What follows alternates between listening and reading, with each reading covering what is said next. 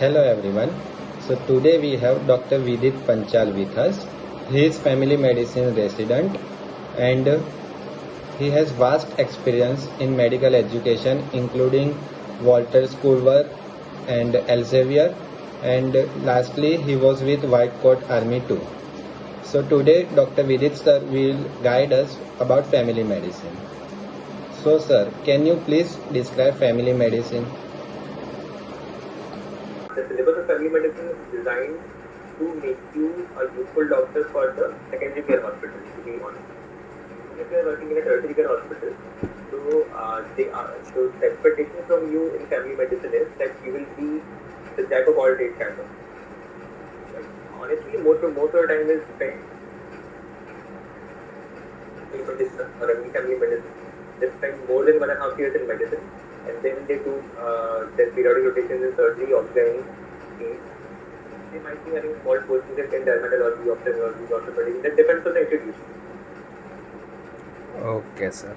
Amazing. So, just like you said, I would just add that there is no role of critical care as such in the syllabus.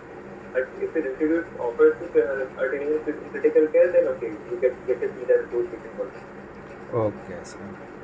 So basically, family medicine, just the name says, family physician means the one who treat all the disease at primary and secondary level. Yes, sir. Mostly that. Yes, sir. So, sir, what are the things that you love about family medicine? Well, there are a lot of things, but if I am to mention a few, family medicine, especially the area that I am working in, so this degree enables me to be confident with almost every kind of patient. So I'm not the doctor who would refer a surgery. With that patient, I may be able to diagnose that patient most of the time, and if it falls within my skill set, I will be able to treat that patient surgically also. The concept in family medicine is it kind of makes you confident with dealing almost all kinds of patients. That is the biggest benefit of family medicine. Okay, sir. You are never going to feel helpless in front of any patient. You will be able to do something else. Yes, sir. So it's like basically we are becoming doctors. So anyone from general public comes to us as any problem, we should give a basic treatment to them as a physician. Like currently it is a trend of speciality and super speciality in which the doctor knows only everything about something specific. So we have a famous meme also that every doctor touches the different part of elephant and he thinks that this is the disease or something. Like no one gets the bigger picture currently. Okay, so for every problem, you are trained to look the patient as a whole. Okay, I'm not the kind of doctor who would think about liver separately and kidney separately. Yes. If there is a problem, we have to look over all the components. Then we have to think not only about the clinical symptoms, but also how the patient to live after your treatment and how he was living before your treatment. So the contextual history of the patient is also becomes important. The syllabus of family medicine is designed in such a way that you have to think about the place from where the patient is coming from. What are the other factors which are influencing his life? You have to think of even a tiny bit of solution on those terms also. You cannot ignore those factors. Exactly, sir. Amazing. So like everything has pros and cons. So what do you think cons of being in family medicine? The cons of being family medicine are actually very subjective because that highly depends on the place that you are working at. If you are working in a tertiary care hospital as a family physician, so the culture at present in India is they just treat you like a little better than an intern. So a lot of when they join corporate hospitals and private hospitals, or if they are working in big cities, so they are not allowed to practice the way they want because the specialist culture kind of doesn't let them grow properly. Your area of specialty becomes in rural and tribal area, but it has limited opportunities in urban areas. That is one of the limitations. another limitation or another drawback in family medicine is the government is not giving that much of an authority to a family medicine practice. Perform as a family medicine practice. Just because government is not making family medicine doctors entitled to do those surgeries, even after reading about them, you're not allowed to practice that.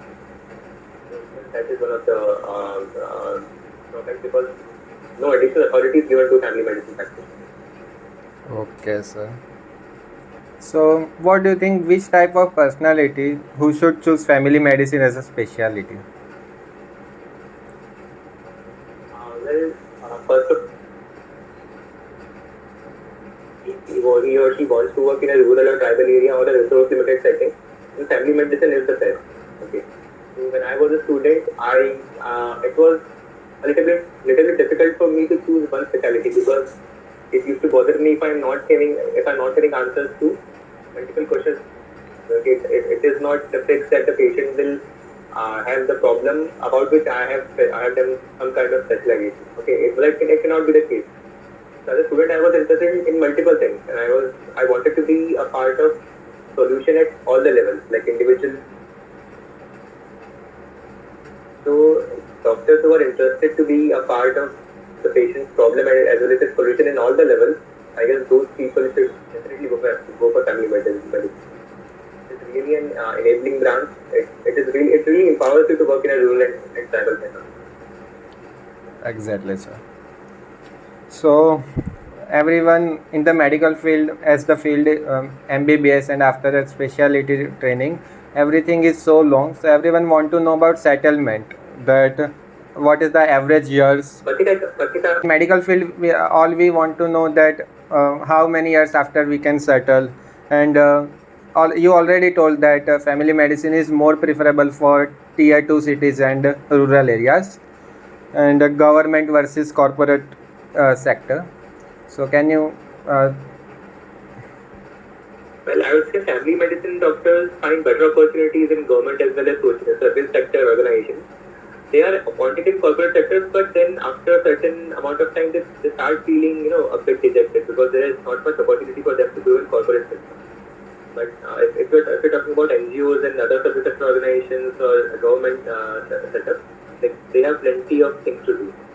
And once you are finished with studying, it hardly takes 2 or 3 years to get to know the place, get to know the system or culture. But I have seen in my experience, and also from the practitioner, find it easier to settle down in any system because he's comfortable with all the departments. So it is easier to get a grasp over the basis of the system as well as the cultural problems of any area that you will be going into. So in my experience, it is a little bit easier to settle after family medicine. exactly? Provided you have a clarity about the area you want to practice in. Okay, sir. So, sir, we live in a capitalist society, so everyone wants to know that how much we can earn in the branch. So, what are the monetary aspects of family medicine? Monetary aspect is just as good as any specialty because there are service sector organizations as well as government systems which are paying decent amounts to family medicine doctors. Even if you want to set up a private practice, a family medicine doctor settles much more comfortably than a specialist because all kinds of patients are welcome into his or her clinic. So the word also spreads around quite well. Different forms of treatment and your network. In my experience and personal as well as from my seniors, when it comes to private practice or it comes to government and NGOs, it is very monetary aspect is not that bad as good as a specialist. Okay, there will be a capping because a specialist kind of has no higher limit. Okay, but as a family medicine practitioner, you cannot let your greed come into your practice. Okay, there will be no exponential amount of money, but you're not going to earn less. That's all a myth. Okay. So, if a surgeon can earn from one surgery like large amount, but you can do many patients at a day. So, monetary aspects is same in all the branches. you earn decently in family medicine. There is nobody's dying of hunger in family medicine. Of course, sir. We have so many doctor shortage, so in India, no doctor can earn less. But so uh, in the family medicine, in the residency and as a consultant, how much free time you can get? As a resident, it is as good as any other specialty. But I would say after residency, you are able to manage your time better because you decide the kind of patients you want to see on a particular day. For example, my last rotation was medicine. It was really hectic. But when that rotation got over and now I'm posted in obstetrics and gynecology, so I get a little bit of free time for myself. So if you have to compare with other residencies, it is as good as other residencies. But yeah, that periodic rotation kind of, because no two postings are going to be the same. And also for a family medicine practitioner, the amount of responsibilities that are bestowed on you are also going to be different. For example, when I'm in medicine, so I'm actually looking after the whole ward because medicine is supposed to be my main subject. But when I'm in surgery, I'm not required to be a part of all the surgeries. Okay, I'm only required to be a part of the surgeries that are relevant to my course. So in that way if you're able to, in that way you can find some time off in between postings. No two postings are going to be the same. Okay, sir. So, sir, what are the future of growth and take over by other specialty or overlap by other specialty? Future. What do you think future of family medicine in India? Okay, so there is this new trend that everybody is seeing that there is a growing need of traditional doctors in small towns because not all people are reaching villages directly, but it has become increasingly difficult to practice in cities also. So people are gradually moving. You don't decide what problems patients.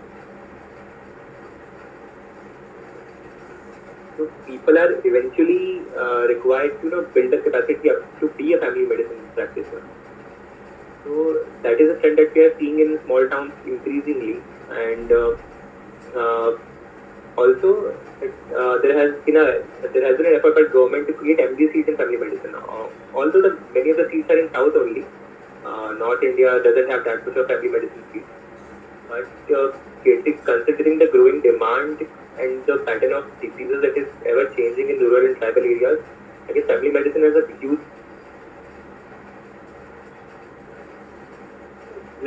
giving you an example of my area only. Like 80% of all the problems and 80% of all the patients are treatable at my level. I just have to refer 20% of the patients to specialists.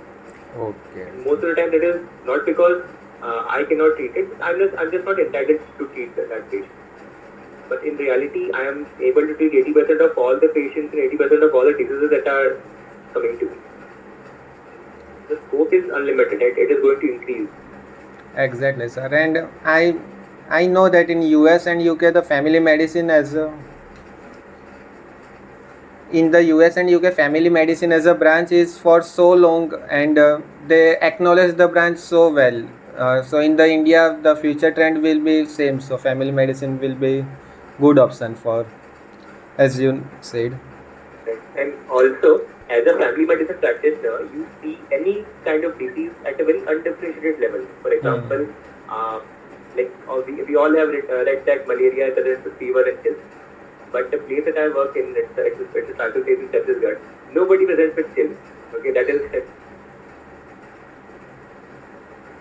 So my approach becomes very different than what is the approach of treatment will be in a medical college or in a tertiary center or in a city. Because I am seeing disease at a level where the disease hasn't come into its recognizable form yet. So my approach to the patient becomes different, my thinking becomes different, and my solution will also be different. So as a family medicine practitioner, you are compelled to think about new solutions that are relevant to your setting. While in a specialty, or a typical specialty, you are bound to follow the textbooks and the typical protocols. So as a family medicine practitioner, I kind of will do design my protocols to treat anybody. Yeah, of course, they will not be unscientific, but at least I enjoy that liberty. Exactly, sir. Independence as a doctor is maximum in this branch, I think. And It's right. so as we know that previously the MBBS doctors were tend to practice as a family physician, but now we have a specialist degree for family medicine. So it's good that medical field is vast so much in last decades. So it's good that family medicine. So it's good that family medicine physicians are treating the conditions as a doctor. So, we asked this in every specialty that what are the factors we should consider before choosing a college for family medicine. I would say that visit that college first, because there are not too many good colleges that offer family medicine, because family medicine is there in corporate hospitals also. But I would prefer, and as the academics is not that good. There are a few very good institutes, like there is one Mission Hospital in KC, Tamil Nadu, which is, so far it is the best institute for family medicine right now. TMC Vellore, from where I am pursuing family medicine, is the pioneer in family medicine. So they have fantastic faculties, they have fantastic course design, they teach in a very committed manner, and it is a great experience to be part of their course. Also, family medicine course used to be in just Master Shaheed, Bilaspur also. They are institute to study family medicine. So those three are very prominent right now. There are other institutes also, like Government Medical College in Kozhikode, Kerala, and Calicut also. They have family medicine seats. And very soon, all the AIMS will be having an MD family medicine. Okay. That is a good news. Just if somebody wants to pursue family medicine. Okay, sir. So once because Pathik, just to summarize in few words, family medicine is basically an overlap between the clinical medicine as well as community medicine. So exactly. So who is most useful to the community? You can think just clinical skills daily, as well as you have to think in a broad sense. What my community is doing right now. Now, what are the patterns that are emerging? What are the patterns that are subsiding? What are the new challenges that might come? So you kind of start thinking in that scientific or epidemiological manner. Exactly. So in that way, the branch becomes very interesting because it constantly keeps you involved in the new scientific trends. Okay, of all the specialties, not just one particular specialty. Exactly, sir. So it's very important to know first common diseases. It's no point to know that rare diseases like in rheumatology or everything. We have maximum patient will be from common diseases. So it's very basic to know preventive and social medicine concepts.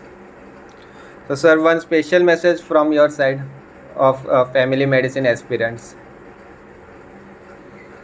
I would say first decide how you want to engage with your patient. This is not just a technical question. That you have to ask this to yourself, how you want to be a part of his or her problem. Because if you're willing to treat him as a person with all the human values, it is such an empowering branch, because the syllabus itself enables you to be a part of the patient's problems and as well as the solutions at all the levels. So in my view, it is the most satisfying branch that there is. There is no like all the seniors who have done family medicine, who are practicing in different parts of the country, as well as myself. We all have this experience. Okay, we might not be able to solve a lot of things in the community, but at least it is the most satisfying feeling as a family medicine doctor to be in a community. Because over the years, it's the best thing a doctor can do. Okay, you might not may or may not be able to cure a disease all the time, but you can always have a decent pleasure or a cherishable bond with the people that you're serving, and that is the best thing that you can get back as a doctor. Exactly. That satisfaction comes really early.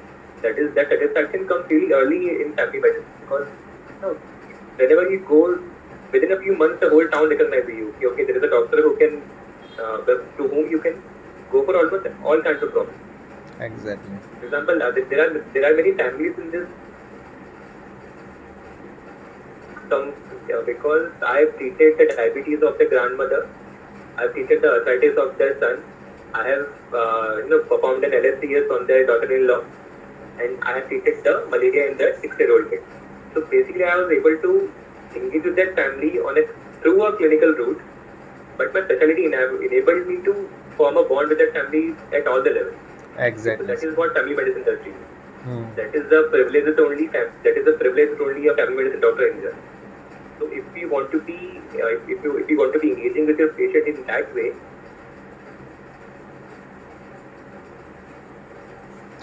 Yes, sir. So previously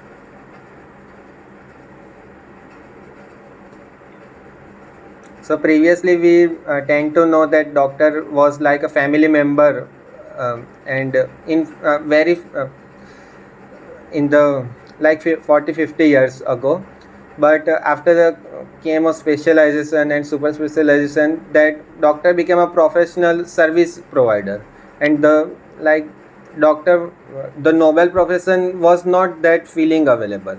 So I think the only in family medicine that privilege we can acquire.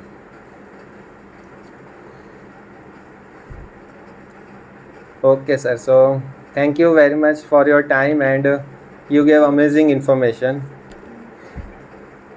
thank you, Patek. I really like talking to you and on this platform. Thank you so much. Thank you, sir.